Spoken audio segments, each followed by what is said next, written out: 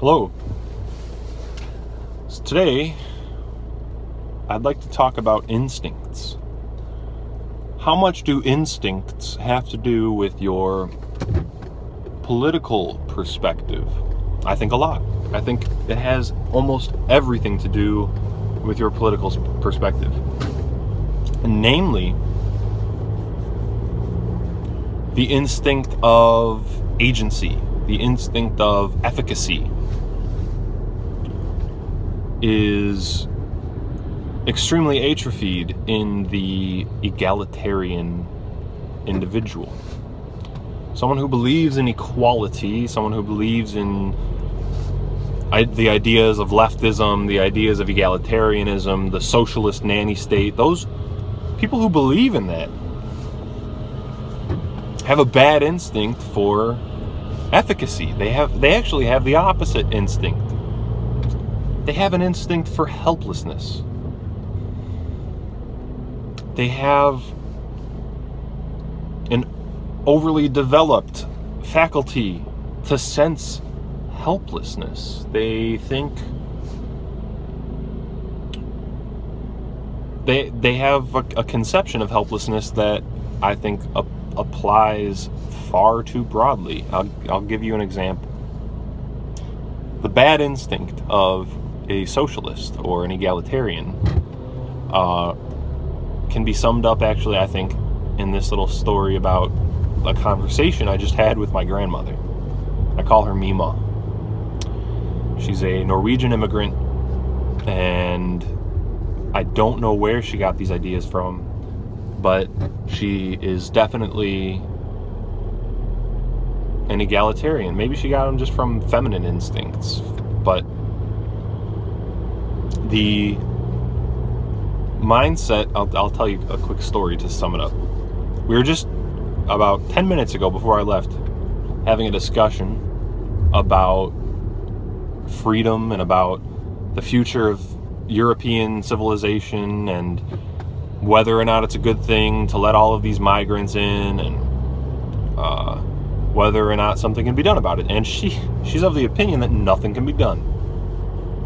It's just the way things are, it's just how things are going, and there's nothing we can do about it.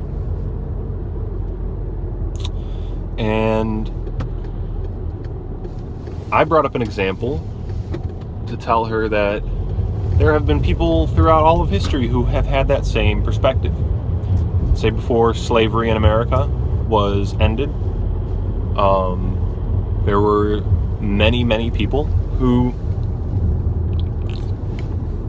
were of the opinion that slavery's always been around. It's just that way. There's nothing you could do about it.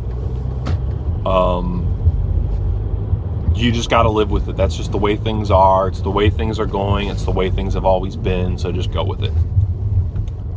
But how foolish they seemed, after the Civil War ended and slavery was abolished.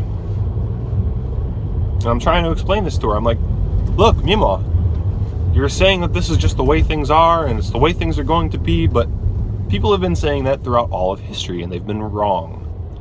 People get out there and they change things all the time. Like slavery. And her response was actually quite clever as an egalitarian Marxist sort of perspective. She said, well, slavery still exists. And I go, in America? And she goes, yes, in America. I go, give me one example of slavery in America. And she says, but what about the prostitute? The prostitute who is beat up by her pimp and forced to work by her pimp. And that's basically a form of slavery. And I've heard this before. I've heard other people say this before. And if this were maybe 5 or 6 years ago, I might have agreed with them on some level. But I can't anymore. I can't anymore. Because I have no instinct for helplessness. I don't believe in helplessness.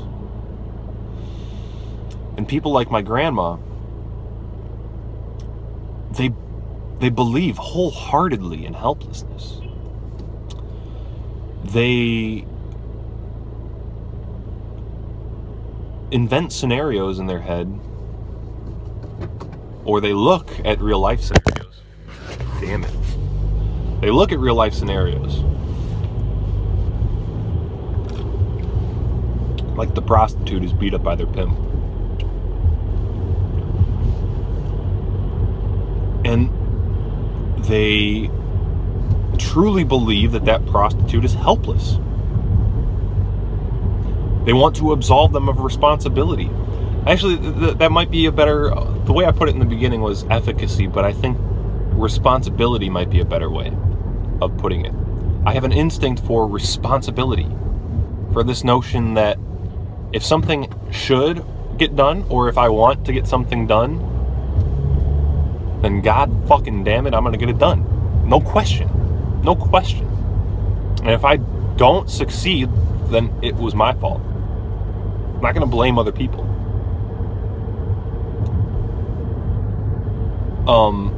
Whereas the egalitarian, the socialist, the leftist, always wants something else other than the individual to be responsible.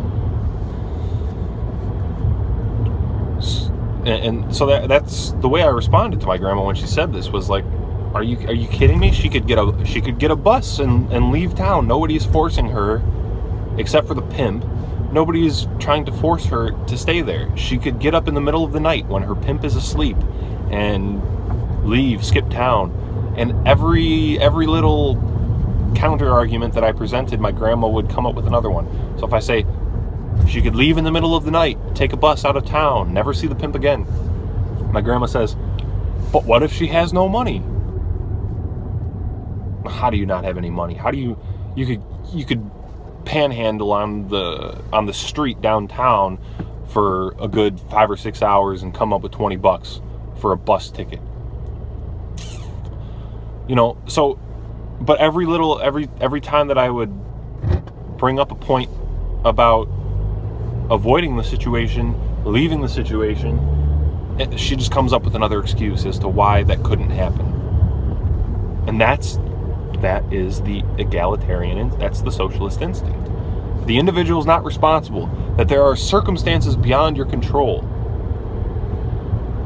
Now, I'm not obviously not saying that, you know, if I want to become a master piano player, or if I want to change the entire political system of America, that I could just snap my fingers and do it overnight. No.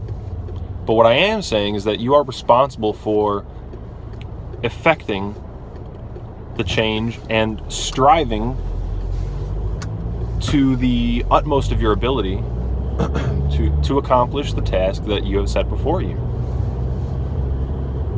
There's never a scenario that you could possibly show me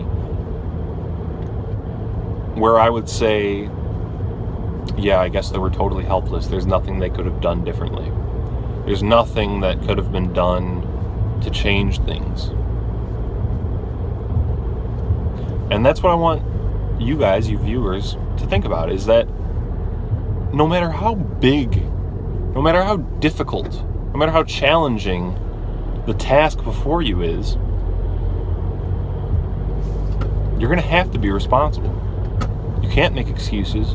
You can't say that, oh, the conditions are not good, oh, I can't do it now for whatever reason, or it's just there's too many people who disagree, there's too many things in the world that are holding me back. No, none of that.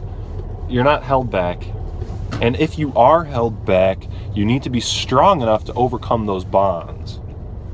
Like, once again, I'm not saying that environmental conditions don't play a factor in how difficult something will be, or how challenging something will be, or how strong you need to be to overcome it. But you need to be prepared to match your strength to the challenge.